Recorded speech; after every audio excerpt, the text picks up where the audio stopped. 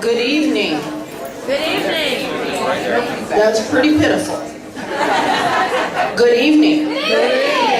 Thank you. Okay, so I'm going to ask you lovely people that are in the line to swing your line that way so that folks can see from the back of the room.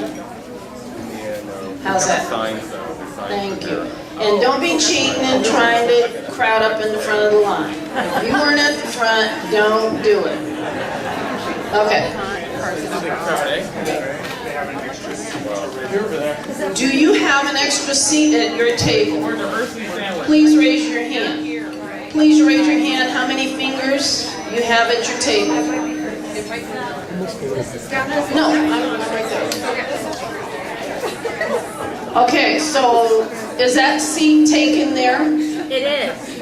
Oh, is it? Okay. Is there somebody who's here that's going to take it? Okay. How many seats do you have here? One seat up here at the front. Any there? We have some along the side here. If you're not 5 feet tall, we're going to throw you off and take your chair, Julia. So, more people know your and Modica, if you're over 6 feet, then we take your chair too. All right, good evening. I'm Donna Maxey. I'm founder director of Race Talks, and we're excited that you're here. And she's over there. So, because of Rebecca, we're not having the video.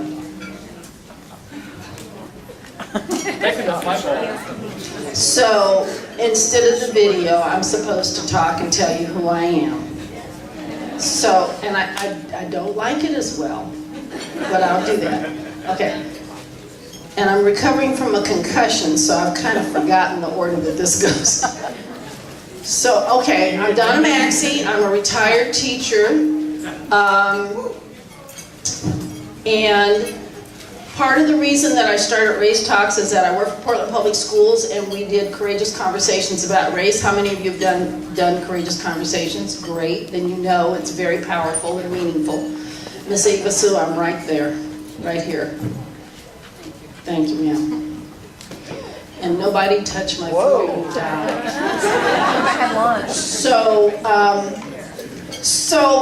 And I've worked with everybody from preschoolers through adults, but my peeps are 3rd grade, so Julia, you and I are, all right, kid.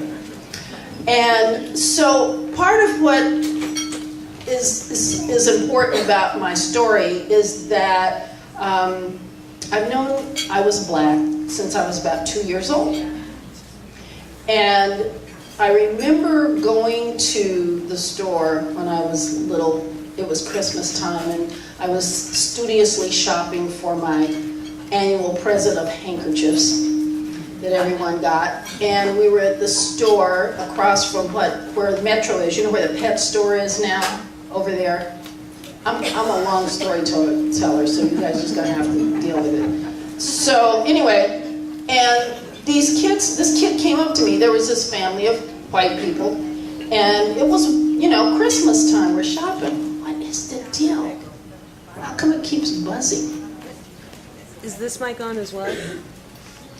Turn that one on. Okay. Is this better? I got it. Is this better? Okay, it's not better. Stand further back. Stand further back. She said to stand in front of the speakers. Stand.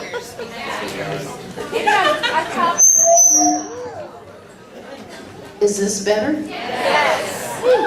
Okay. So anyway, so we were shopping, and it was a family, and they were very poor. They were dirty. They were ragged. and underdressed for winter weather. And I remember this little boy looked at me, and he was older than I was, so he's probably about, I was maybe 3 or 4, and he was probably 5 or 6, and he goes, "Look, Mama, there's a little nigger." And I looked at him, and I went over to my mother and said, "Mama, what's a nigger?" And it was about to be on. My father, she goes, "Who said that?" So it was about to be on, and my father grabbed her and pulled her back. You know, mama bears, you do not mess with their cubs. And so that was my introduction to racial epithets. So skip forward to about 8 years old. We would go for Sunday rides after church. How many of you remember Sunday rides? You dress up for church and go for Sunday. There should be more hands up than that. Good Lord. I see some gray hair out here. I'm not the only one. So, you know, after church, you get dressed, and you have your clothes all dressed up, and then you have your fancy dinner, and then go for a Sunday ride. And so we would go to a different neighborhood every time we go for a ride. And I remember one of the things that we did before we went for the ride, the question always, is the gun in the car? Because we did not go for a ride unless we had the gun. And so it was underneath Daddy's seat, and then, you know, all the doors were locked. When we left our neighborhood, the windows were rolled down, because as you know, it's warm weather and you're doing your thing. And then we went to a place that, I remember you go up the hill. There was a sign. Can you hear me? Yeah. There was a sign. See, it sounds different here. So there's a sign to go into this neighborhood. And before we went in, the question was, are all the doors locked? And are all the windows up? So we had about 4 inches worth of air to come in. And we go in, and about a block into driving into this neighborhood, we noticed that the men started coming outside to stand on the sidewalk. And as we're going up, it was like, you know, having some kind of chicken pox or something. They just popped out of their houses, one right after the other, on both sides of the street. And I was really frightened. I remember saying, "We need to leave, Daddy. This isn't safe." And he says, "Oh, no. Our taxes paid for these streets. We're not doing anything wrong. We have a right to be here." So we went through the neighborhood, and he said, "Continue to look at the houses and point out things. You point and smile and do those things." And the men were standing on the sidewalk, and the families were either at the door or peering out the curtains, the front curtains. And as we went up the street, all the men came outside and stood. They were all white. And so we turned the corner, and then we came back, and we went down a side street. And when we came down the side street, I guess they thought we had left the neighborhood, so they had gone back in. But I remember being very frightened by that, and wondering what was wrong. Why did those people come outside and stand outside their houses? And that's kind of how it is here in Portland, in this country. That people of color are always on show and always on guard, because it is not an easy place to be. So that's who I am, and I started Race Talks because I saw a need. I felt that we needed to talk about race. It's something that permeates our culture. It's what our culture was built on, was the genocide of other peoples. And I still want my 40 acres and a mule. So, all right, so tonight's program is called, what I call it is White America, Educate Yourself and Dismantle Racism. McMenamins calls it White America, Become an Ally Through Education and Help Dismantle Racism. I think I was a little too direct for you. But anyway, and it was a good sign, because you notice the sign had all white folks in the audience. We really had to look hard to find that. So that was exciting to have that. All right, so tonight's program, okay, you got tonight's program. Next month is November 14th. It's Don't Shoot Portland. And Teresa Rayford is coming to speak and tell us about Don't Shoot Portland and what they're doing and some of the, all of the things that they're involved in. All right. Oh, and be on the lookout for someone you'd like to enter the Get Acquainted drawing with. This is real important. This is time for you to, you be eyeballing somebody across the room. See who looks interesting. Okay, so how many people, this is your first time here? Oh, wow. Okay. Wow.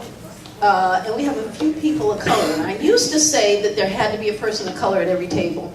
And Rebecca told me. A lot of work. That I was traumatizing people of color, so I'm not doing that anymore. So, you don't have to, y'all can all sit at one table if you want. I'm finally getting that one. Okay, so here on the table, there's a participant sign-up sheet. Please make sure you put your name and email address and your phone number, and if you'd like to volunteer. I'm meeting with Spirit Mountain tomorrow, so send me good juju so we can hopefully get the Spirit Mountain grant. And then also on your table there's a brochure, and the ground rules are here. It was flashing up there, and here you go on the back. There is an evaluation form, and please fill this out very honestly, and if you have a quote, please put your quote in there and sign that you want us to use your name if you want. And on the back of it, is Sheila Warren here? Right here. Is Sheila, okay. So Sheila and her folks are going to be doing some facilitation of the group's Portland Parent Union. And so when it comes time, if you came with people, my suggestion is when it's time for the discussion, don't sit with your friends. Sit with some other people, because the conversation will be so much richer and you'll have more to talk about when you go home. So, and so there are guidelines here for how to do the discussions on the back. And may I make a suggestion, because the last time I was doing this, there was a person who was guiding the group in lockstep and people and taking notes. Don't be taking no notes. What people say is confidential, so please do not take notes, and make sure that everybody gets a chance to discuss at the table. Also in the little carrier is note paper, and I'm expecting that everybody should have a pen and note paper out tonight, because you're going to get some good stuff. And on top of your evaluation is a social justice pledge. Each of our speakers has made recommendations for, Cameron has Portland Resistance is the place he'd like for you to volunteer. It says, I promise to help increase social justice for all by volunteering with Choose at Least One. And Sam Sachs has a No Hate Zone. Randy Blazak is the Coalition Against Hate Crime. Rebecca Greenidge is a difficult person. She did not want an organization. She had suggestions for what you should be doing.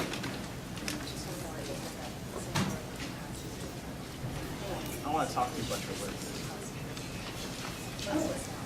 Okay. So, we're over capacity. I hope the fire chief is not here. So what they're doing is they're trying to make room for capacity in another room with sound. So y'all will have a place to sit. Okay? So we'll keep working on that. I like this. Alrighty. Oh, and see this little thing in your this little purse thing? This is for donations. I want you to give your whole paycheck. We do not have funding, and we pay our speakers, and we would love for you to donate so that we have some money. And damn it, this is my year to get a paycheck. I've been doing this 7 years, and I need a paycheck. Yeah. So, because this is a full-time job. And inside the little card are these little colored cards, and we will explain how to use those. You know, people always say, I give you a business card, except I don't have one. You know what I'm talking about, don't you? Come on. Yes. Yes. Ooh. So this is your business card. So we'll give you directions on what to do later. Okay, everybody ready? Yes. All right, so the reason we're starting this race talks, why we have this race talks tonight, is because it's Cameron's fault. He and these are our speakers. This is Cameron Whitten, who is I'm also the fault that Rebecca's here too. Yeah. Cameron Whitten, who is a diversity, equity, and inclusion consultant. Rebecca Greenidge. Cameron, raise your hand so they all know who you are. Rebecca, you know Cameron was running for mayor. Rebecca Greenidge. I guess she's the only female, huh? So she's an equity consultant. Sam Sachs, founder of No Hate Zone, and Randy Blazak, chair of the Oregon Coalition Against Hate Crimes. So they're each going to tell you their story. They have 5 minutes. And then I'm going to come up and ask them we're going to have a little discussion, a panel discussion. So the first hour we'll have our speaker, and then the second hour we'll go into small group discussion. All right? You guys are way too quiet. Let's go! Okay, so I'm going to eat for 20 minutes. Okay. And I forgot to tell why we're doing this. Okay, the reason we're doing this is having a concussion is hell, I gotta tell you. The reason we're doing this is because Cameron decided after the Max train problem that he was tired of educating people about race. And white people are always coming up to him saying, well, tell me about race. I want to help. I want to make things better. And Cameron said, I'm not doing it unless you pay me.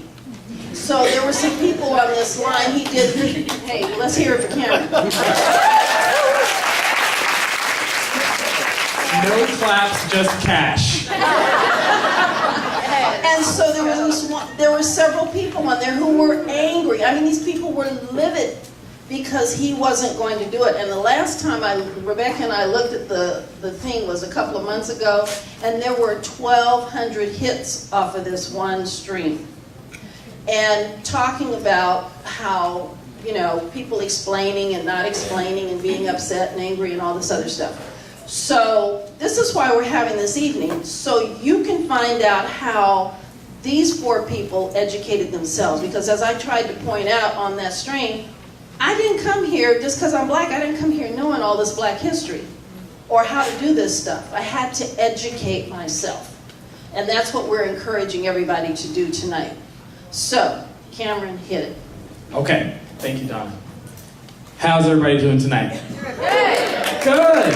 I love the energy here. This is really loud. Can everybody hear me from here? Good, because this is a really loud mic. So I just want to play off of what I just heard Donna talking about when she first knew she was black. I think that's a really awesome question, and I don't think it's one that I would have to answer if I did not live in Portland. And so for me, I grew up in the East Coast, and I actually grew up right outside of DC in Northern Virginia. So if anybody's been there, you kind of can close your eyes and imagine what Northern Virginia is like. For me, I like to tell people that I was raised as a young white man. I grew up in a very homogenous community. I went to a school where I and maybe one other black family went to this school. And so maybe I experienced racism as a kid, but we all came from the same economic background, and it really softened my experience. I could get someone calling me a token or asking me to touch my hair, and I could take it.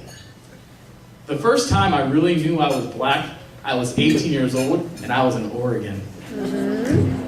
So I came from a really dysfunctional family, which to this day is super dysfunctional. At 18 years of age, I realized I had to get out. And so I bought a Greyhound ticket, had no idea where I was going to go, never heard of Oregon before. I know it's not the way you say it, but whatever. But I came here. And so my very first night in Oregon, I had no place to go. I had no friends here, no family, no money. All I had were these 2 people that I hitched a ride with. And we ended up in Albany, where one of the guys, his dad, had a house there. And we stayed one night. And after that one night, we were told that we couldn't be there anymore because the father didn't want a black man in his house. Many white people here are probably like, this sucks. For me, I laughed. For me, it was hilarious. At 18 years of age, this was the first time in my face was like, oh, you're black, and we're gonna do something about that. And so for me, I was humored by it. But it didn't stop happening. So that's when it stopped being funny. You know, I fast forward to coming to Portland in 2009. I remember I first started getting involved in activism in 2011. That was through the Occupy movement. I was one of those stinky hippies ruining the grass. And I remember for me, my first real conscious attempt to talk about race. When we first had the march, we had thousands of people, kind of like this room, mostly, you know, vanilla, but we still had some chocolate and caramel in the audience. I remember by 39 days after the eviction happened, by that time, so many of those activists of color that I got to meet and talk to were gone, and they decided not to come back. And so I asked the people who were still in the room, well, what happened here? I feel like people of color have been disappearing. And the response to that was like, oh, we don't see color, or really it's the 99%, we're about economic issues, don't bring race into this. And that was the first time that I really felt silenced because I tried to talk about race. And since I got 2 minutes, I'm gonna fast forward. But I'll just say with this conversation that it kept happening, it stopped being funny. And instead of me having to be able to laugh at it, I had to become resilient. And that's something that I really look back into my life, and I'm really glad that I have that resilience. But I also want to say, I'm really fucking tired of being resilient all the damn time. I should be able to exist in this world without having to require resiliency to survive it. We owe ourselves so much more than that. So the real story that Donna was talking about actually was not the Max train accident. It was another huge accident in Portland. And this was with a local arts theater company. I'm from the East Coast, as you heard before, so I'm going to be direct and say their name and call them out. I won't be nice. And so this was the Artist Repertory Theater. They reached out to us. I was most recently director of an arts nonprofit. And so most of the big arts nonprofits right now are trying to get equity under them because their funders are demanding it. You know, it's the new popular term. We're going to hear about it from all these white people today about equity. So it's the buzzword. So these arts organizations are trying to get on the front edge of it. Artist Repertory Theater, they had a grant to bring in an actor who for a couple of years now has been doing a monologue about Rodney King and the race riots in LA, which I was only 1 year old when this happened. And so myself and two black femmes were invited to speak on this panel. One was Tria Autry, who left Portland a year ago and is only still an adjunct at PSU, so comes every now and then. The other person was Adrian Cavaway. So we were at this event, three of us here on this panel, and we start talking about race, and basically what happens is we have this mostly white audience shout us down, heckle us, and scream so much that I actually walked off stage. I got screamed off stage by a bunch of liberal white artists who came to a Black Lives Matter monologue. It was after that experience, which, by the way, we lost Adrian after that. Adrian decided that was her breaking point, and she was going to leave Portland. And it would be sad for me to not mention that she's not the last black person who just has decided to leave Portland this year. They are flocking away. And so it saddens me. And that's why we need to have this conversation today. And that's why I declared after that, even though they gave me a small stipend to be there, I have been doing this work for so long. Ever since I've come to Portland, I've been doing this work. And sometimes I go to sleep at night and I say, what do I have to show for it? What do you all have to show for everything that I've given, that other leaders of color have given, to make you listen and to make you do something differently? And hopefully we get some answers tonight.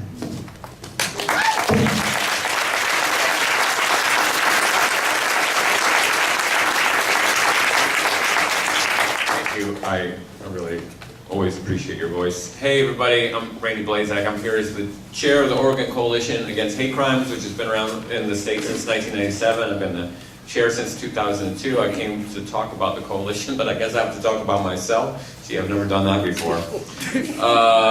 So hopefully, I did want to spend some time tonight talking about kind of what has worked and ways to think about being an ally and all that, but I guess we're doing the get to know you part.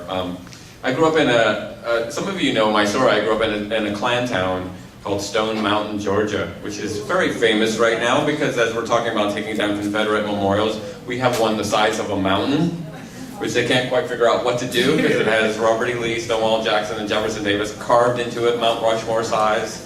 They can't figure out if they should blow up the mountain or I think they should just put a bigger carving of Martin Luther King, who's also from Georgia, above it, kind of tisking them. Nobody tisks enough these days.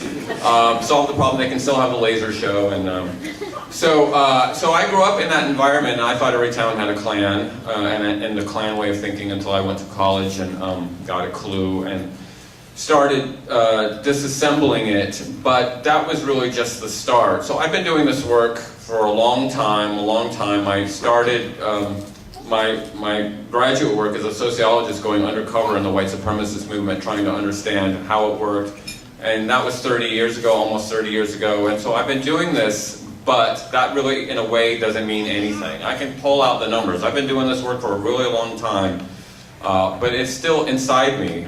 So this is a part of the struggle. When I talk to folks about how we undo racism or any form of bigotry, I always say there's sort of 3 levels that we work on. We work on the institutional level. How do we get rid of the Jim Crow laws and replace them with laws that do have elements of equity in them?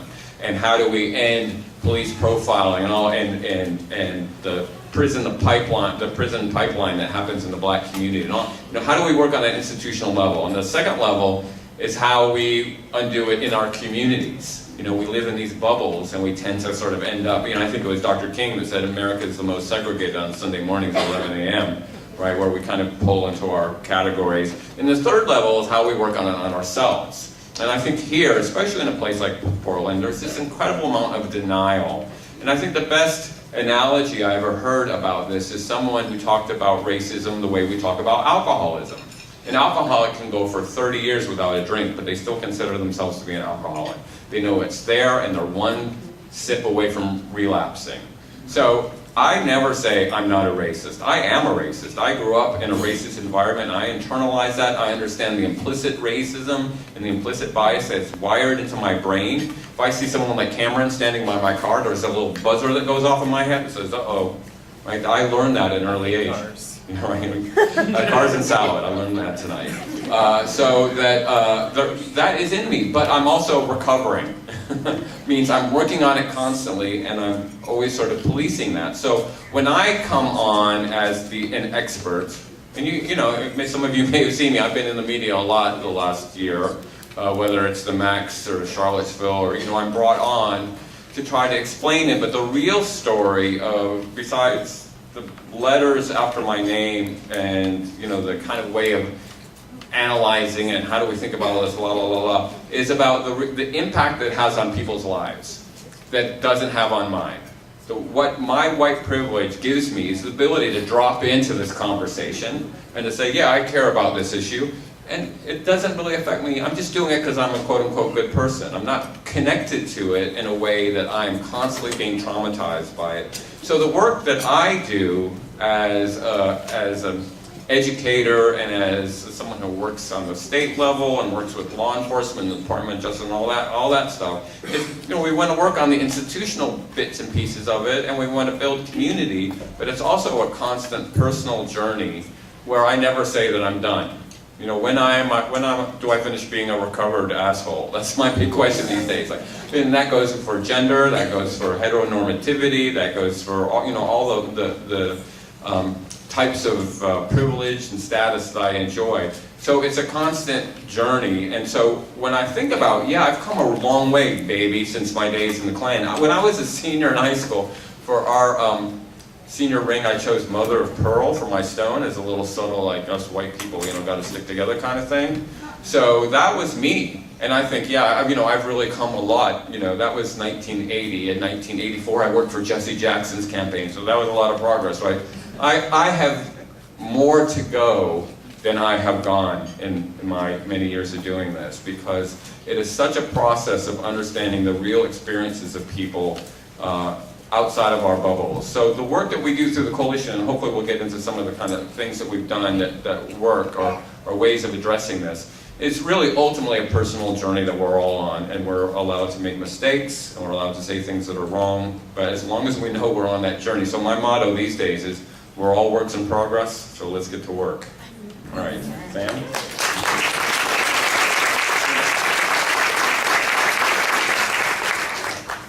Good evening. Wait. You gonna make the announcement? No, you. Oh. Okay. Here's what we need. Is there somebody who has a computer and a speaker?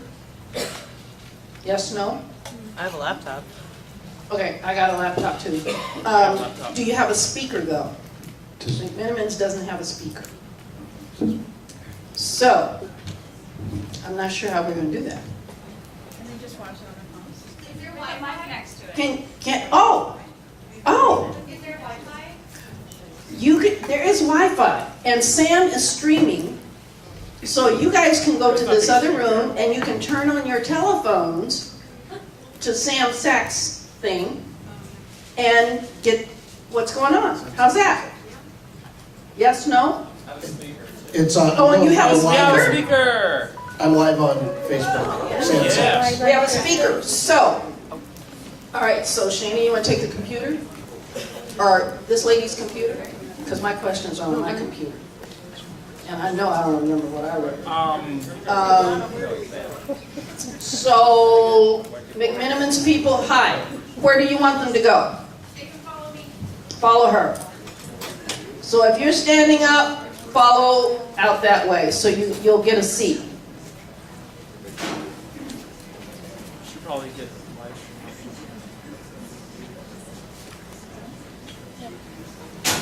You guys are so quiet.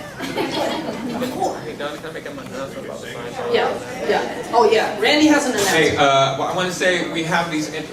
There's one right there, Don. If you would be so kind as to hold it up. We have these signs that were created by Emily George's Gottfried Fund. So some of you might know Emily. She was sort of the lion of civil rights. And Emily's fund has purchased a bunch of these signs that are popping up all over the state. And we've got a bunch of them here out in the hallway. They cost $5 to make. We're asking for a $10 donation, but if you want $5 or you just want to take one and go to Emily's Fund online and contribute later. But we'd love to have these in people's yards, so they're out in the hallway. If you want to give the money, then I'll give to the Emily's Fund. Yeah, those are really awesome signs. And just know that there's a curse on you if you don't pay. Yeah. So, y'all want to stand up in here, huh? Okay. All right. Yeah. So this lovely lady is taking her computer and going. Okay, Sam Sachs. Good evening. My name is Sam Sachs, and I am the founder of the No Hate Zone. Just a real quick check. How many people are from Portland, Oregon? Born and raised in Portland, Oregon. So I am also born in Portland, Oregon, and that's significant because this city is very important to me. And my grandparents came here from Vilnius, Lithuania, via Chicago in the 1950s. Lithuanian Jews immigrated to. Couple Jews in the house, all right? Good. Shalom. Mazel tov. Mazel tov. So, a little bit about me. I'll try to, I don't like to talk about myself, so I'll try to keep it under an hour or two. But I was born here in Portland, and you know, again, as a Jewish kid, and we lived here for a while, then we moved to Albany. Anybody know where Albany, Oregon is? It's south of here, and it's very white and very Christian. So I grew up in Albany, Oregon, and went to a high school, South Albany High School, and our mascot, we were the Rebels, South Albany Rebels. And I went through 4 years as an athlete. I played football, I ran track, I was a wrestler, and I was proud to be a Rebel. And in our gymnasium, we had this big flag. It was the Confederate flag that hung in our gymnasium. I graduated in 1986, and then I went in the Army. But during my entire time in high school, I never really understood the significance of that flag. I just thought it was, I would always look at it and say, well, that's weird. Why is that flag like that? Like it's different than the one we have now. And I never gave it much thought. And the teachers and coaches never really said much to us. So fast forward, I went into the Army, and I was in the Army for a while, got out of the Army and went to college at Western Oregon State and walked on, played football there for a little while. And then I found my way back to Portland. But during my time growing up as a young man, I would encounter anti-Semitism. And whenever I would encounter anti-Semitism, somebody call me a bad name, or I would see racism, I would use these to solve my problem. I would fight a lot, and I'd usually win. I'd use violence. If I saw racism, or if I saw hatred, or if I saw anti-Semitism. Until I was probably about 29 years old. Maybe 28. And the last time I had a fight, I realized that I can't beat up every racist, anti-Semite in the world. And even if I could, it's not going to change anything. They're probably just going to hate me even more. So I decided to try to use this and this to change the world and to end hate and racism. And so I came up with this idea to create a website called the No Hate Zone. And the No Hate Zone wasn't just created for everyone out here to remind you to not have hate in your heart. It was also to remind me, because I still get mad, I still get pissed when I hear racism or anti-Semitism. You know, I still get pissed and you know, think about those days. But that's not the way to do it anymore. The way is to use education, advocacy, and community engagement. And I created the No Hate Zone probably in 2000, 2002. And since that time, I have been involved in the community. I have lobbied legislation for changes to the way hiring practices in the state schools. So I lobbied the legislature with Representative Greenidge and then Senator Bonamici to create a law called the Rooney Rule. Anytime a athletic director or head coach is hired in one of the 6 state-funded schools, that school has to interview one qualified minority candidate before they hire a head coach. This year we had the first black head coach hired at University of Oregon. First woman and black athletic director at Portland State University was hired, and the first black athletic director at Western Oregon. So that's some of the advocacy I do. Community engagement that I do is, volunteering. If you came here tonight hoping to find the answer to how you can be an ally and make the world a better place, all I can tell you is we don't really need allies, we need accomplices. And that's not a statement or a word that I came up with. It's something I heard and I think it's true. We need people white people that are willing to be accomplices, that are willing to speak up at work, they're willing to sacrifice their bodies and their minds and their souls to volunteer and be engaged in the community. And that's also one of the things I do. I was served as a Human Rights Commissioner for 2 years and was chair of the Community Police Relations Committee.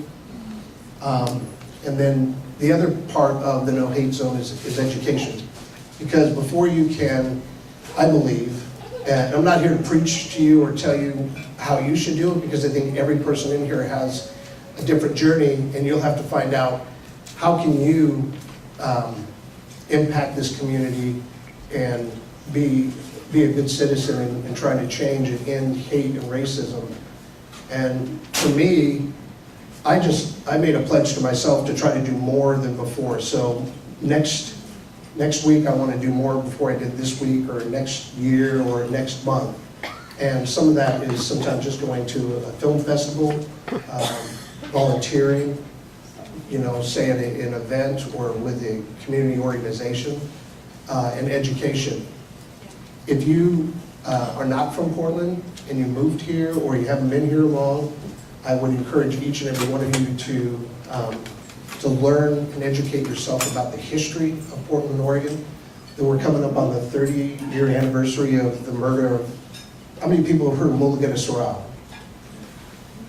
Mulugeta Sorrell was an Ethiopian man that was murdered by white supremacists in this city. He was kicked to death in the streets of this city almost 30 years ago.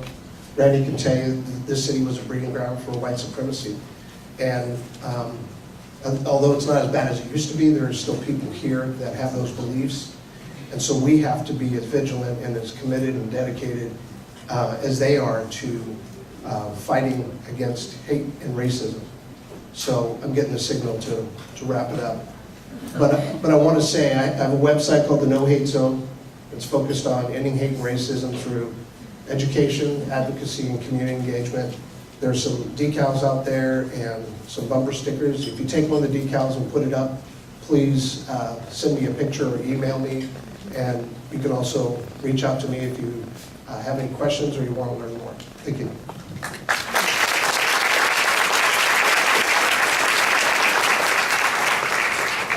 How y'all doing? All right, I've been listening to us talk for a long time. I'll try to keep this really brief. I am Rebecca Greenidge. I was born and raised in Oregon and spent much of my childhood in Eastern Oregon in a small town called LeGrand, which is another story all of itself. But I was raised to believe that all people were the same. I was raised to believe that everyone had the same opportunities. I was raised to believe that there was an American dream that I was supposed to seek after, and that everyone had the same pathway to that American dream. And if you didn't succeed at that, that there was something wrong with you. I was also raised to avoid noticing difference, and that noticing difference was bad. So I moved to Portland when I was 19, and I lived an extremely segregated life. All of my friends were white, all of my coworkers were white, my neighborhood was white, and I met my husband in my late 20s. My husband self-identifies as Black, proud New Yorker, West Indian. And through his influence and his investment in me, he unlocked an understanding and an awakening for me. And that first awakening illuminated what white dominance and its systems are. And as I started to see this thing that had been invisible to me for my entire life, which it's invisible to me because I was programmed in it, but it's not invisible to communities of color. They see us quite clearly. And that's why it's really important for us to receive feedback, because these are blind spots for us. And as my husband started to put in labor with me to show me my blind spots, and I started reading and engaging in online discussions, I found myself pointing my finger at other white people, that there were those other bad white people that harmed my husband. And so then we adopted 2 Black boys, and we were thrust immediately into advocacy roles as we engaged in schools, in Portland Public School. And yikes, my mama bear just rose up. And I started going at these schools and fighting hard to prevent what I thought I was going to be able to do, was to prevent the marginalization of my children. And I was so motivated by trying to make sure that they succeeded. And when I stopped for a moment, I realized that the very same thing that I was angry at white people for them doing was also the same way I was showing up. I would go into schools and I would tell them how to fix themselves and how they were wrong and how they were harming my child. And I was constantly acting in white dominance. And that was where I believe I had my next awakening. And I say next because I believe that those will continue to happen as I understand more. But that awakening turned that finger towards those other white bad people back in towards myself. And I had to start looking at the ways that I was perpetuating the marginalization and harm of my husband and my children and people who I had grown to love very dearly. And I believe that that is my best work. I believe it will take me a lifetime of working at that. I'm 37, I have been white for 37 years, I will be white for my entire life, and I will be continually unpacking what that means. And I think it's very easy and it's very normal for white folks to go at and become confrontive to other white people because we see them as the enemy and forget to see ourselves also as raging racists. So take a deep breath because that might be hard for some people in this space, and I understand that.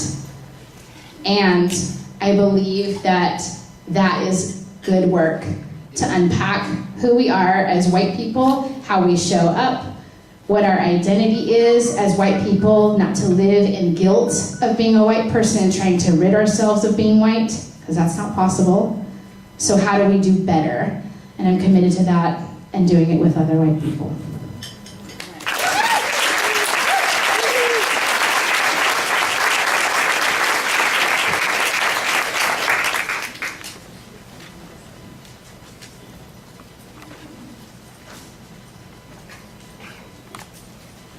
Did you throw a pin up here? Sterling. Okay, so we have some questions for our panelists. We have some questions for the panel to discuss. So I'm going to start you on the one I really want to know the answer to. And I have heard, I'm going to ask you guys a show of hands. How many white people in here are afraid? And be honest, how many of you are afraid? I don't know what. How many of you are afraid? Because I hear white people talk about being afraid all the time. And so, one of my questions to the panel is, why are they afraid? What are they afraid of? So, that's the question. We have a stream. We have a stream. Okay. All right, y'all, take it. What are we afraid of? The question is, here's your panel discussion question, and just give a few What are we things. afraid of? What are white people afraid of? What am I afraid of? Well, mine is a little different as, not just as a white person, but as a Jewish person, a person of Jewish faith. Seeing the world the way it is now, it seems like we're repeating ourselves and we're going back to, we're just doing the same behavior over and over. What happened on the Max train wasn't an anomaly.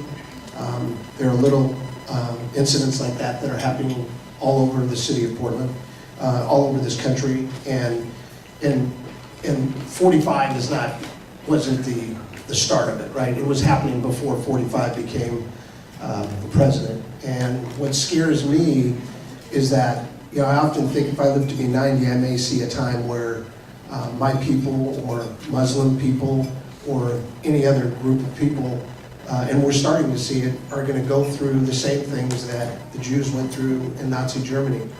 And what scares me is I don't want to see Portland become the skinhead breeding ground capital that it used to be.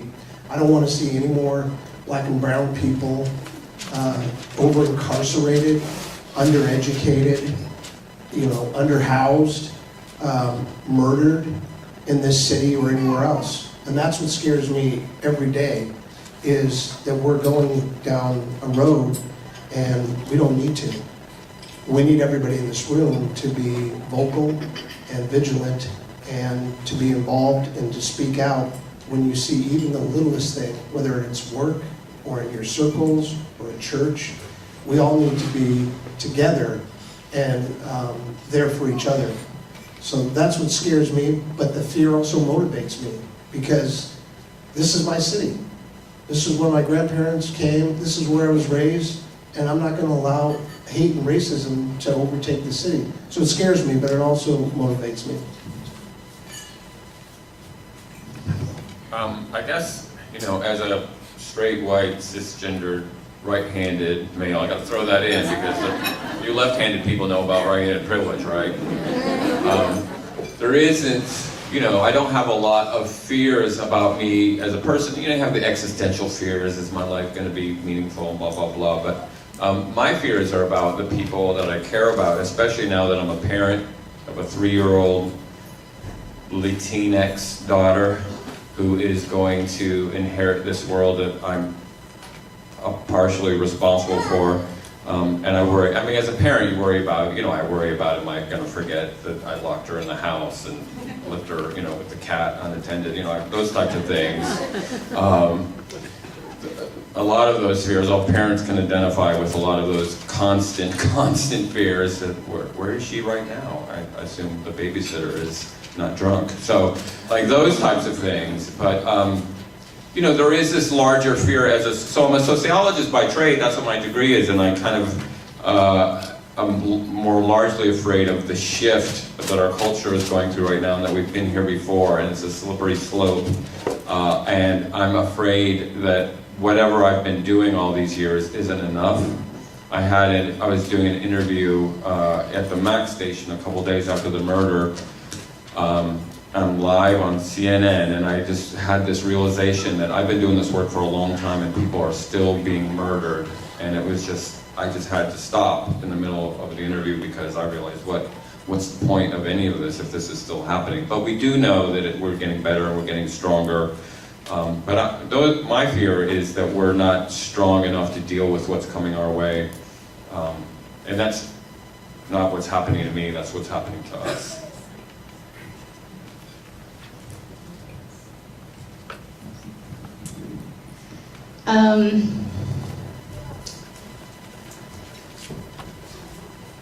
So I think that when I think about fear and how it motivates us, it brings to mind something that's really informed much of my work, which is Michelle Alexander's book, The New Jim Crow.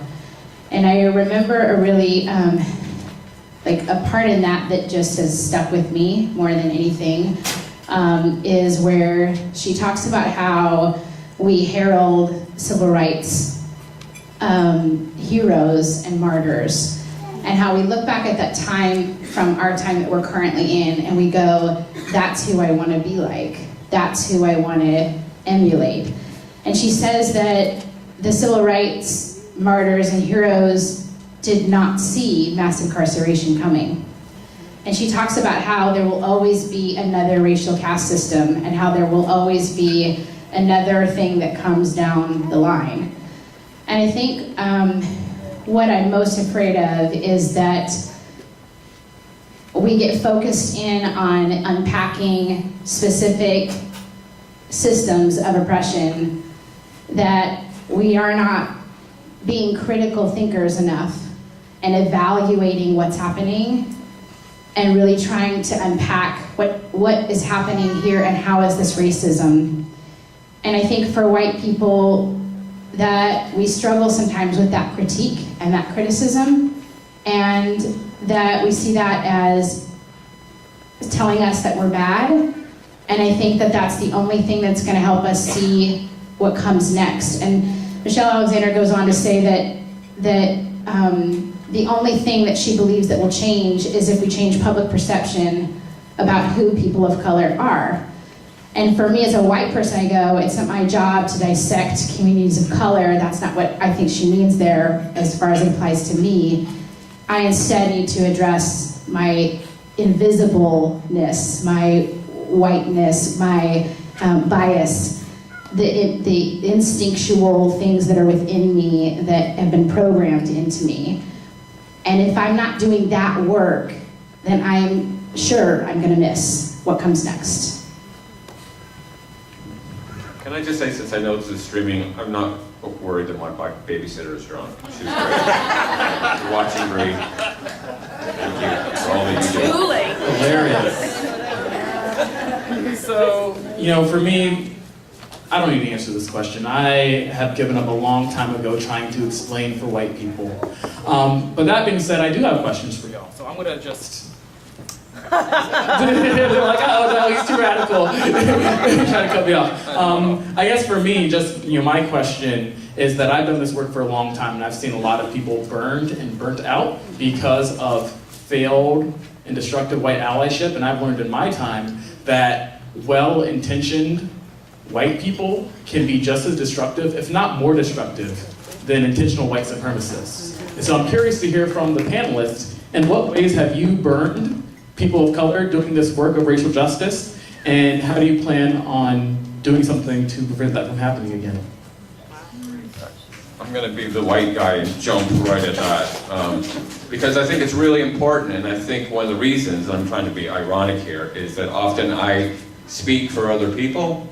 I come into the room as an authority, as a white male with a couple letters after his name. I'm the assumed authority in the room, and so often I do a lot of talking without really stopping first and listening. And this has been my realization. Part of it has come from my conversations with you, realizing how easy it is. On your podcast. Yes.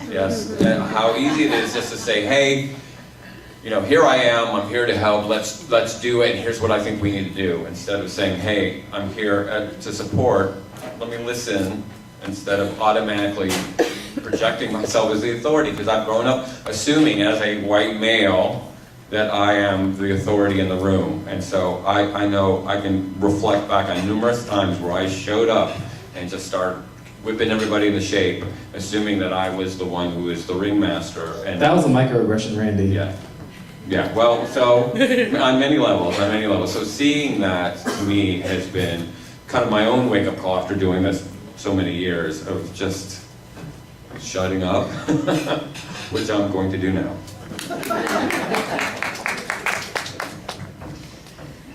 Thanks for the question, Cameron. I think it's great for us to evaluate this question. This is hard, and I have burned a lot of people in my life. Having a husband that's Black and 2 Black children and many family members that are Black, I constantly create harm there. It is nonstop. And I have to be willing to hear feedback and have that feedback change my behavior. Not just hear that and fall under the weight of, oh God, I'm a terrible white person, but actually go, I have a responsibility to reflect on that feedback and to change a behavior that I just did. And many, many people have invested in me. I want to highlight Mrs. Sheila Warren because she has invested in me so much in conversations and checked me when I was way out of line. And I'll share that story because I think it's good to know exact stories. We were at one of her meetings, and at the end of the meeting, I said something like, well, in Oregon, you would have to work with white people, right? And she was like, I don't have to work with you. You have nothing to offer Black children that are being marginalized in schools. I choose to work with you, and that's a choice on my part, but don't ever assume that I have to, because there's lots of you here. Something like that.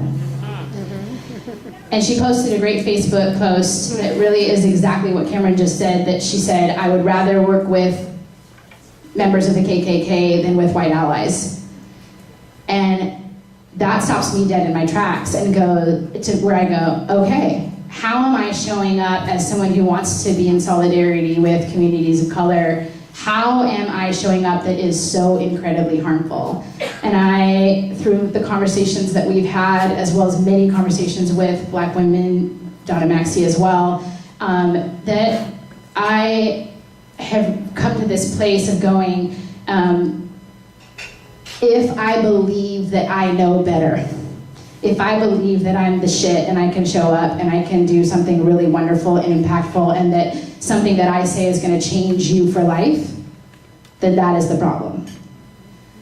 That solidarity means to position yourself always as a learner and to always be willing to change and to understand that there's so much that we don't see about ourselves that needs to be seen, and that it is the gift to hear from people of color who would offer us their emotional labor and time to help us see that.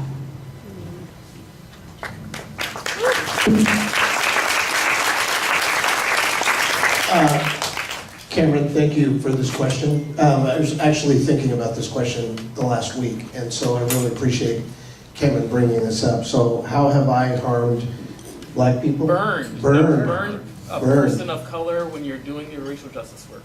So someone close to you. Yeah, it's happened numerous times. When I was a human rights commissioner for 2 years, when I was part of Connected, I would say it's probably when I was part of the community committee to end racial profiling. I think it probably happens more often than I know.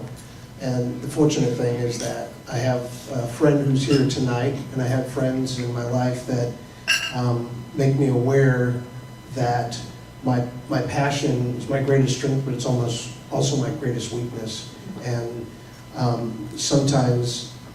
a lot of times, when I do the work that I do, I think it's just this normal thing as a white guy that, you lead and you think you have all the answers and you're going to solve all the problems and you're going to save the world. And I've been called white hope, been called white savior, and that's never been my intention. But my intention and what I have in my heart doesn't matter if people who perceive me don't know that. If they perceive me to be that way, then that's their reality. And so I've burnt people numerous times over 20 years. But when you do this work, you have to be willing to be criticized. You have to be willing to fail and to make mistakes and to, if you're fortunate enough, because I do have friends in this room, to be criticized and have people tell you, hey, black people don't know what you're about. They don't know why. Some black people don't know why you're so passionate about this. Why do you do the things that you do? Some people that don't know you don't understand. And so to them, you think it's all about you, right? So I've burnt people in the last 20 years that I've done this work. Doesn't matter if it was my intention, it's happened. What can I do? Is that the other question? What can I do? What have you done? What have I done?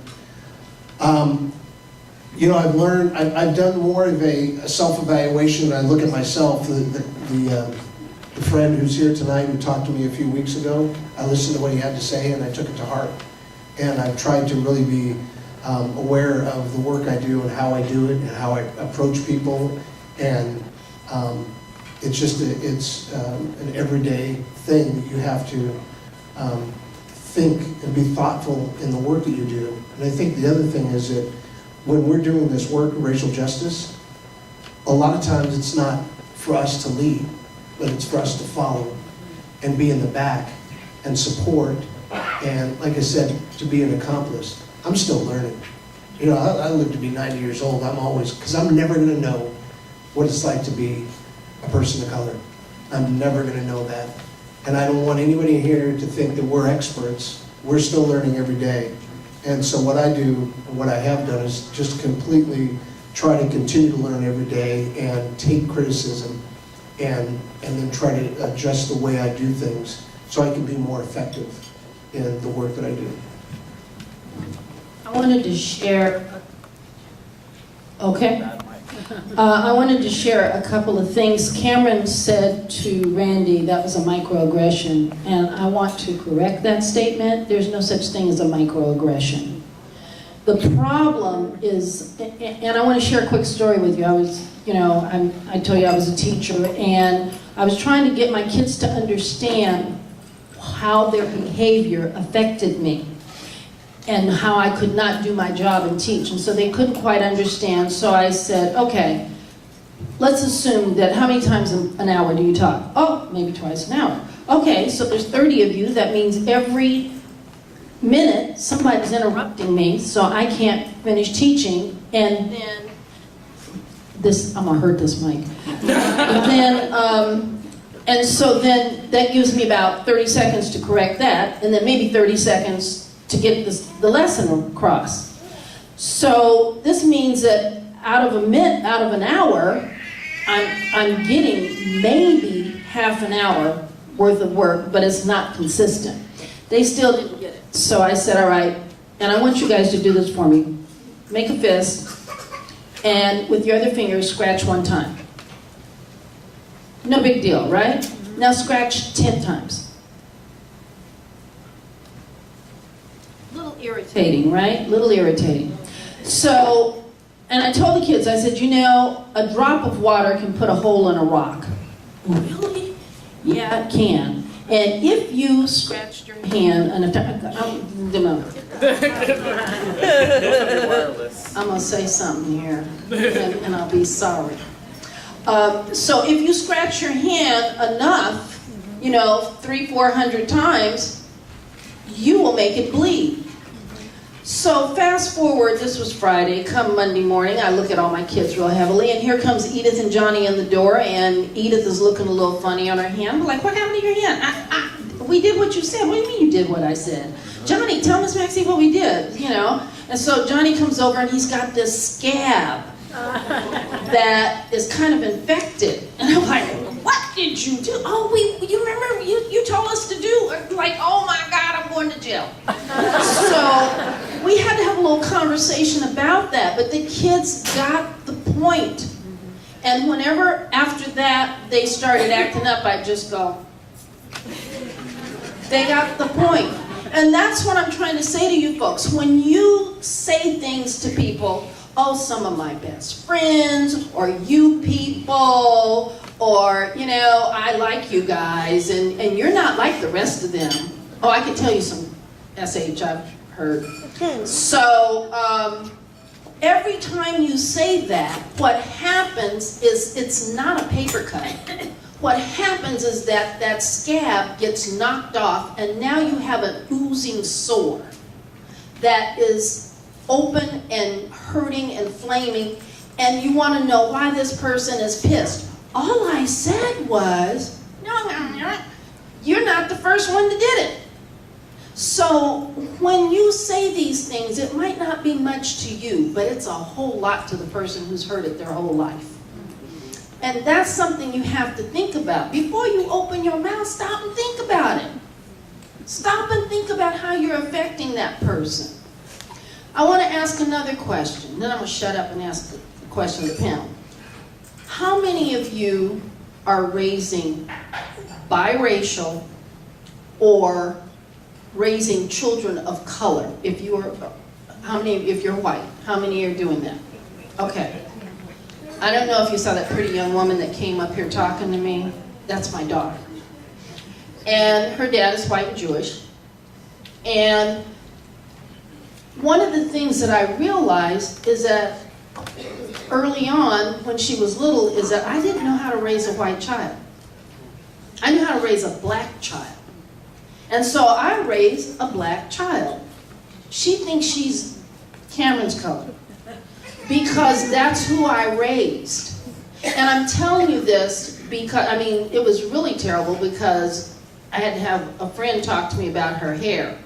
And he said, what are you doing to that baby's hair? And I said, what do you mean, what am I doing? I said, well, how'd you comb her hair? I said, I put some grease on and combed her hair. He said, white folks don't put grease on their hair. She's not white. No, but she got white folks' hair, and you don't know how to comb it. Like, oh, so what am I doing wrong? So somebody told me, and my poor baby quit looking like a skint rat. So much better.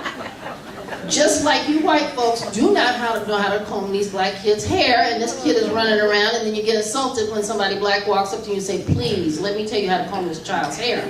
Please listen. Please listen. So I'm saying this to you because you don't know how to raise a black child. You are not black. You don't know how to raise a Latino child. And the truth of the matter is that most of the child rearing is done by the mother. I don't care what your daddy is. Most of the child rearing is done by the mother. And if the mother is not the same ethnicity as what that child is looked upon by society, then you better go get you a whole bunch of help. Because that child is going to go out into society and not know what to do. My last piece is that she was in this debutante thing, and there was a young woman here who was biracial, had been adopted by white people, and wanted to go live with her people after she graduated from high school. So she came into Portland. Her parents, they lived out in the burbs, and they let her come into Portland. And her only knowledge of black people was what she saw in videos and on films. And what she saw in videos and films, which are produced by white males and a lot of white Jews, is that black men are violent, they beat their women, they're vulgar, and that's what she thought a black man was supposed to do. And she got with this guy, started living with him. Long story short, he was beating her behind for breakfast, lunch, and dinner, and eventually ended up killing her. But she did not know that that was not the norm. So a whole lot of things that you think people of color are about, whatever ethnicity they are, is not true. It is not true. So please get to know people. And don't go up to somebody and say, oh, I want to talk to you about race. You don't get to do that. So here's what I would like to ask. Do you have another question? I do, but if you need... No? Okay, good, okay. I am asking this question because I am here, and I'll just say that for me, I call myself lucky to be able to get 8 hours of sleep. I am so busy doing this work. And unfortunately, due to white settler colonialism and capitalism, my time is precious. I wish it was not, but it is. And so I'm hoping that we get some answers tonight. And so for me, my question is that we do a lot of talking on race. I remember my first race talk was 2012, so it's like 5 years now, and you were doing it long before then. So we do a lot of talking on race. Even folks who are here for your first time, I'm sure you've had conversations on race. We do a lot of talking. You all do a lot of talking. I'm pretty sure most of your activism has been a lot of talking. And so I'm questioning now, when it comes to talking about racism, do you give as much reparations as you do talk about racism? Money where your mouth is. And so, does everyone here know what reparations is? So I'll just give it to y'all. So reparations is basically justice. We live in a country that was built on the backs of black and brown people. And we continue to live in a dual track reality. And people of color, despite all the work they've done to move forward and to get out of this morass of white supremacy, we are still struggling for our basic dignity and humanity. And talk doesn't fix that. I'm sorry does not fix that. Even adopting a black kid does not fix that. What fixes it is reparations, true justice, true distribution of power and resources to those who've been deprived since they've been here on this soil. And so that is what I'm asking for people in this audience. And I guess I'm going to keep talking anyway, so I was going to say this at the very end, but I might as well, because I got the mic, say this now, is that I saw a lot of people in line for pizza, and I hope that you enjoyed it. But I really hope that by the time you end this, like I said earlier, my time is precious, and I didn't come here to be talked at or to hear people talking. I came here because I'm taking a chance that reparations will happen tonight. So I'm hoping that all of y'all, especially y'all who bought something from McMenamins, whatever you have on your tab from McMenamins, I hope you're leaving here today for reparations. Because I can promise you that the amount that you can give to racial justice tonight will be a lot damn more nourishing than a slice of pizza. I promise you that. For your money back. So I asked the people up here on the stage, in what ways, how do you give as much in reparations as you do talk about racism? Okay, well, I mean, I first of all appreciate that you were on my podcast and gave an hour of your time. So I'm indebted to you for that, and I'm happy to buy you dinner for that. I didn't say dinner. So this is the problem. We had this conversation beforehand. He messaged me on Facebook, and he was like, I'll buy you a beer. And my response was, I don't drink. This happens all the time. I tell people, I don't drink. But this time, because me and Brady have been talking a lot about racism and reparations, I said, I'll accept cash. And his response was, I'll buy you a salad. Don't do that. White people do that all the time. And this is super frustrating because I told this white person who says they're an ally, okay, thank you, it's not enough. It's not even for a beer, Randy, come on. You take a debit You're card? killing, yes, I'll take it. I have PayPal. And the reason why I'm so infuriated by this, because white people think they're doing me a service by buying me a beer. I told this white man who said that he is with me with a shovel a way that he can support me, and he said, I'll buy you a salad. I didn't find that funny. I thought you were trying to be funny, Randy, but sometimes it's not funny. I appreciate that. I appreciate that. But please, keep Yeah, no, I appreciate that. And one of the things that I know as a person, and no, I appreciate that, because one of the parts of my journey that I've learned recently is often I'll say things that I think that are funny because I'm on the inside, because I'm part of the movement, that are actually hurtful to people. So it's actually very important for me to hear that from you. You're by the third person in the last 3 days has said you were trying to be funny, but that was actually hurtful. So I appreciate hearing that. And I want to say before I try to answer your question, one of the parts of this is the hardest part for white people or male people, whatever dominance you want to pick on, is how easy it is to be defensive. To be like, well, that's not what I meant, or or it's not me, or but I'm doing this work, or and to immediately get in that defensive mode. And one of the things that I've had to do, again, been doing this for a long time, is have to stop. I mean, I was having a conversation on Facebook with some of my Trump supporter friends from back in Georgia, and I immediately went into the, you're an idiot, how do you think that? And then they were like, what, do you think calling me an idiot advances your cause? And I had to realize, no, it doesn't. Even with those people who I'm kind of on the other side for, I had to think, wow, there has to be a better way of engaging. So part of the struggle is, and there's probably a psychologist in the room who can explain this better than a sociologist, is how do we not immediately go into the defensive position and say, no, wait, I'm on the good side. So thank you for that. The salad was meant to be sort of a funny thing, but it wasn't. So, I just thought the idea of sharing a salad would be a nice idea, but I will gladly pay you for your time on my podcast that we now can promote. It's called Recovering Asshole. It's about privilege. And I'm the asshole, by the way. He's not the asshole, I'm the asshole. It's about how we confront privilege. Yeah, right. I think you figured it out, right?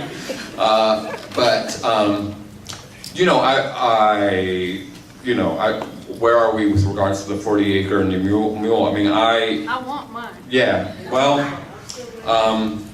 yeah. So my answer to that is that my time is spent on this issue. I've risked much, and I never enough, but I've had white supremacists who tried to kill me and destroy my career. It's a career, though. It's salaried time, though. Yeah, right. Well, I would like to have that money back from that inmate in Umatilla at University, and my 3 years that I haven't worked at Portland State University because I had a neo-Nazi come after me.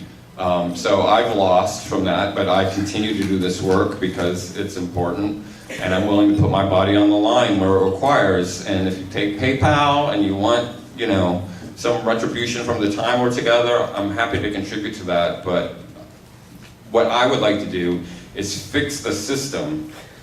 In as crazy as that, I know, right? Well, we got people in the room that just want to throw out the system, No, right? that's not what I'm laughing at. But there are ways of working within the system to try to create some type of equity. I don't know what the alternative is other than throwing the baby out with the bathwater and starting fresh. I don't know how we do that, but I am in a position, fortunately, where I can work with institutions of justice around issues of racial profiling, and this, I've assigned Michelle Alexander's book for years. I think it's really important for people to understand how racially corrupt our system is, and it's filled with people who are well-meaning and aren't racist, but are still participating in this. So it's just this incredible amount of work to do, and I just think we have to do it. So I'm anxious because I know you want to respond to it. Other than spending this time that I don't get paid for to do this work, I don't get paid to do this. I could be selling cars because this is an issue where I am trying to make up for my own racism. As a kid from a Klan town, I'm compelled to do whatever I can to overcome the thoughts that I've had, the things that I've said, the ways that I've acted, the microaggressions. I want to do everything I can, including destroy my own ego if that's possible, to say, you know what, I need to listen to you because you have something to say, and maybe I effed up and I want to hear it because I'm on this journey and I don't get anywhere unless I listen. So my reparations are in my time and my dedication to changing the system and undoing this thing that is insidious in our system, but I don't believe the people who are perpetrating it are evil. The system is evil. I believe those people can be turned around, and that's part of my own journey.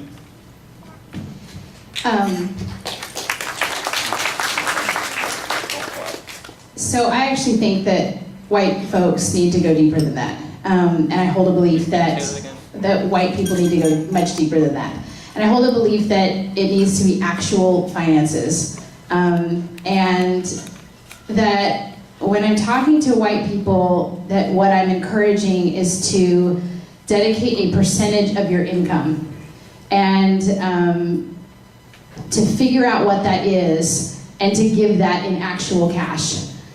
Because I don't remember where this statistic came from, but I think that the statistic is that the average white family has 20 times the wealth of black families in our country. 20 times. Okay, so when I look at that, I go like, okay, how much of my income is gonna actually go towards people of color? And I think that when you look at, again, like Donna said, I'm just difficult because I am, but I press against this like vibe that we should go out as white people and go volunteer and give of our time and do this work. And I go, yes, but that actually, as we've already said, can be extremely problematic and we show up really wrongly. And that what's better than showing up to an organization led by a black or brown or native individual would be to actually donate our money to support them doing their work in their community, and that's what we need to be doing.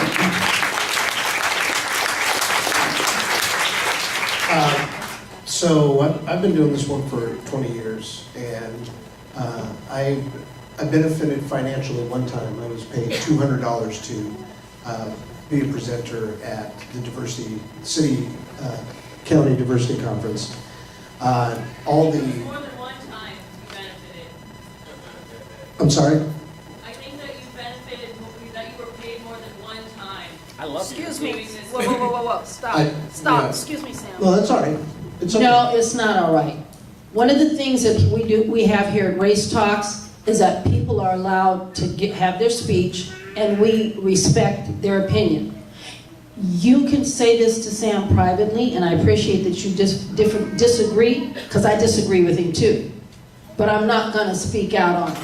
And that's one of the things that I'm very clear about Race Talks, is that we have to respect everybody's opinion. Thank you.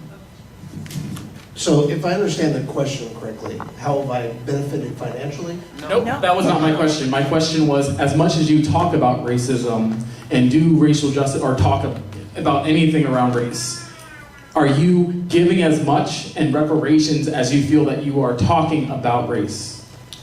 I think I am. Of course, you can always do more. I mean, I've committed the last 20 years of my life to volunteering, educating, advocating for changes in state, local, and national government. So the work that I do is, I don't benefit from it. I guess I'm not understanding, which is probably a teachable moment. To black people and black organizations. I'm sorry? Do you give money to black No, people and I black don't. organizations? Yeah. No, Okay. I don't. Yeah. So, do I give back to financially? I give back in other ways, through events, or we have a Breaking Barrier where we hold a dinner for communities of color and the police, and we don't charge anyone.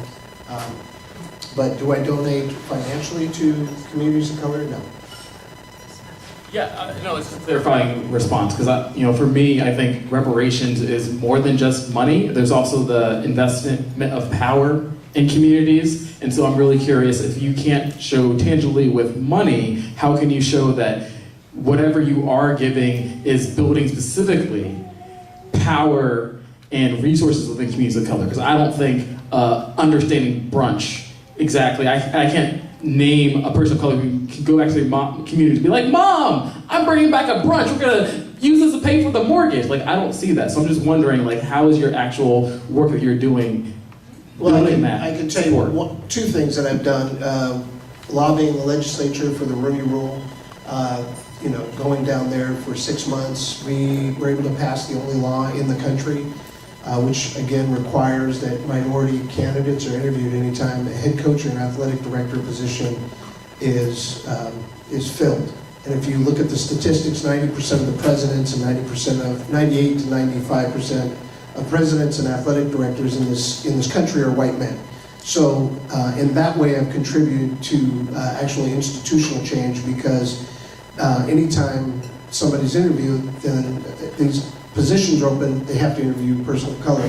I also lobbied City Hall, and they also adopted the same model, which is the Charles Jordan standard. So anytime a bureau director is filled, the bureau director position is filled, the city has to, whether it's water, police, fire, they have to interview one person of color, one woman, and one person of disability. Since it went into effect last year, they've hired 2 women of color, and they hired the first black female chief of police here in the city. I'm also working with Congresswoman Bonamici on a national level for the same rule, the wording rule, to be adopted by the NCAA across the board in every school, so that any time in any school, any of the 5 power conferences, a head coaching or athletic director position comes open, they have to interview a qualified minority, because they're so underrepresented in all of those positions. And to close, I'm going to also lobby the county to adopt the same thing. So that is one of the things that I'm doing to change, because I think until we have people of color that are intimately involved in the decision making that affects them in this community or in the schools or wherever they're at, until they are leaders or they are part of making those decisions, nothing's going to change. And through the Rudy Rule and the Charles Jordan standard, we've seen that people of color are being hired and are getting the opportunities to lead and make that change. Currently, right now, Oregon and Oregon State have 2 black head coaches for the first time in 100-year history. So that's what I'm doing. Thank you. Let's hear it for our panel.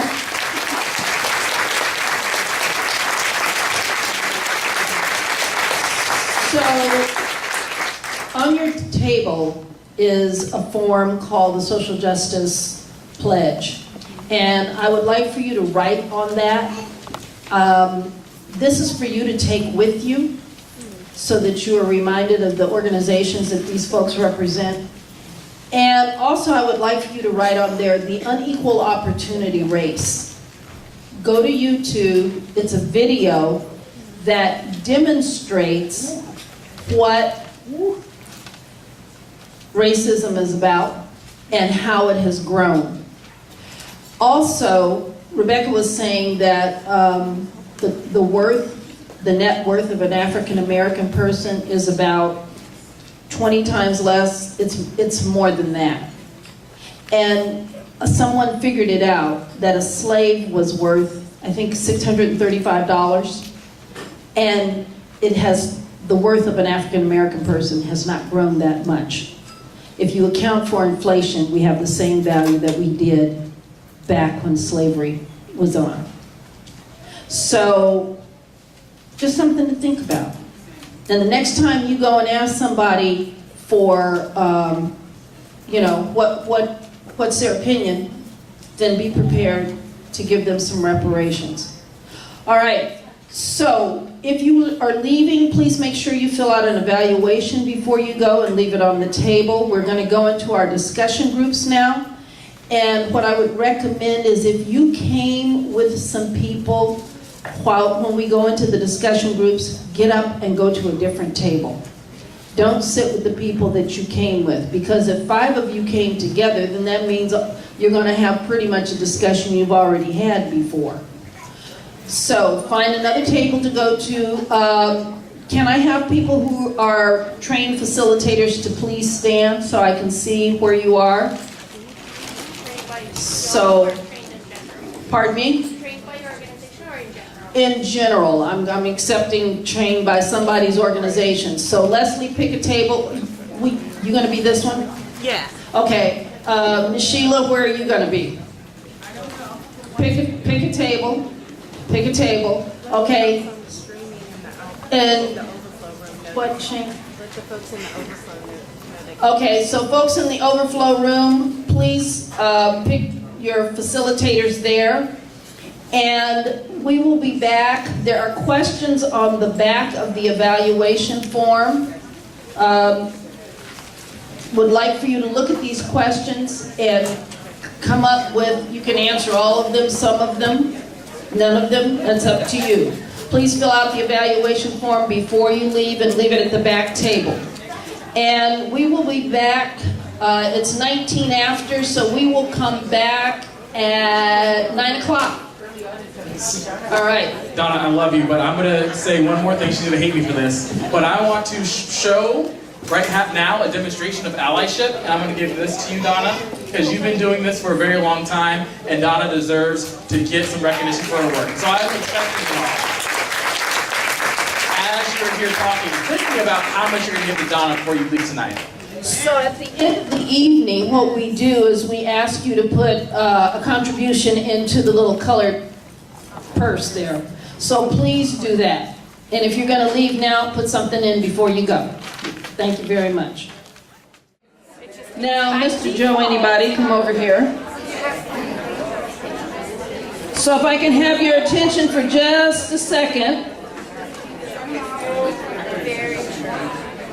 Oh, okay.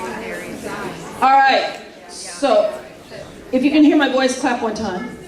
If you can hear my voice, clap 2 times. If you can hear my voice, clap 3 times. Thank you for the applause. Okay.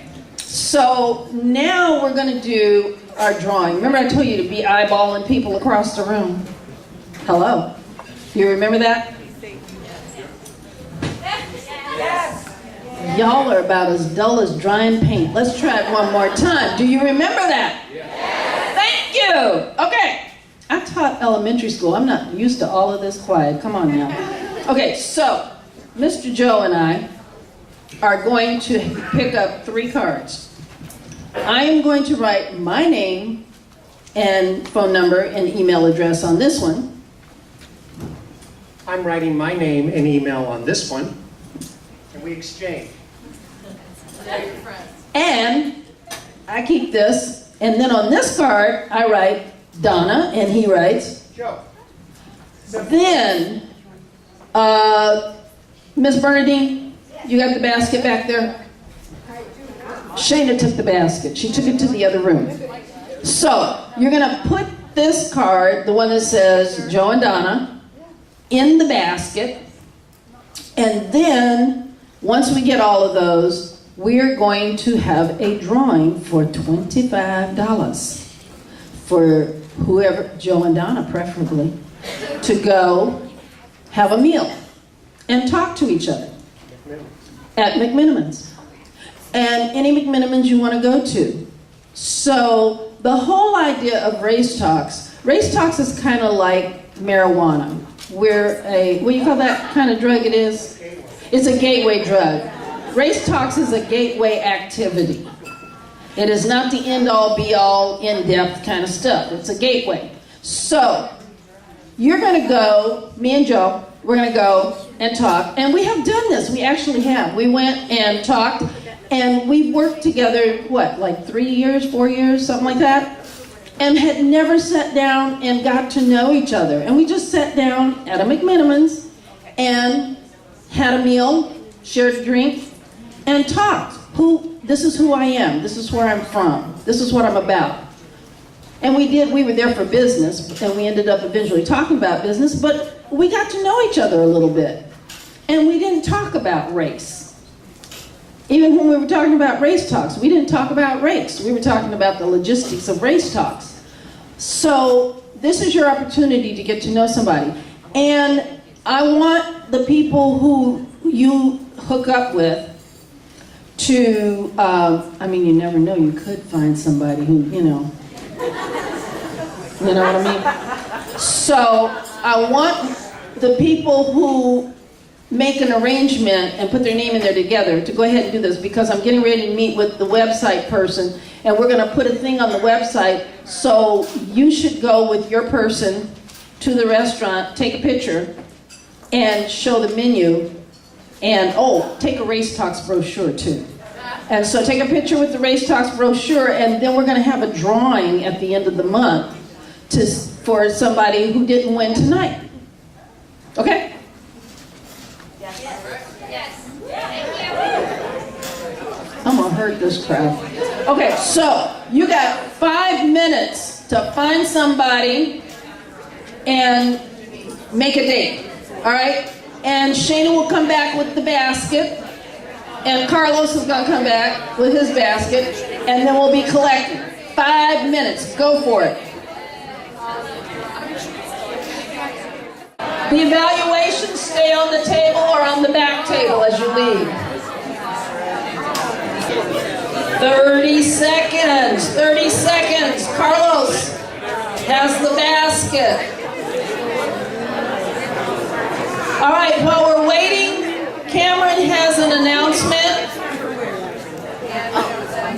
Thank you, Donna. So I just wanted to say that if you are any of you are looking for other opportunities to learn or be in spaces like this, I do public opportunities specifically tailored for white allies and white people who want to learn more about diversity, equity, and inclusion. I've been doing these since June of this year, and so I have 2 coming up on the 24th, so that's going to be 2 Tuesdays from now. And then I also have one on the 28th, which is a Saturday. And then also that day I'm going to be doing a bigger training for the Bridge PDX, so if Anna wants to wave her hand. So there's another group, so I'm doing 2 trainings on the 28th, one in the morning, which is my own consulting, and another one for the Bridge PDX, which is another local group. That being said, so I do my trainings at Sons of Haiti. It's the last black-owned business on Mississippi Avenue. And so if you want to learn more about that work, feel free to come talk to me or Google my name, Cameron Whitten, very easy to find. Thank you. All right. And Rebecca, are you still here? Yes. Rebecca is not doing a training yet, but where's your contact information, Rebecca? I have cards, so people want it. I have cards. So pass out the damn cards, Rebecca. Hey. Making me, I've cursed twice tonight. Good Lord, I think it was both of them was around you. Okay, here we go. All right, so we're pulling. Ooh, wow, we got a lot of people who are going to have names, pictures on the thing. So let me see, do we have a kid here? Is there a kid? All right, Josh, you get to come pick. Josh is my kid.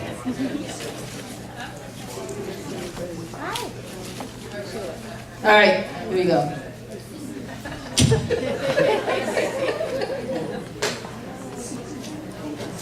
All right, it says, let's see if they did it right. Courtney and Sandy, where are you? All right, let's hear it for Courtney and Sandy. Come get your money. You have to ask us twice. I'm telling you. Was that the applause for Courtney and Sandy?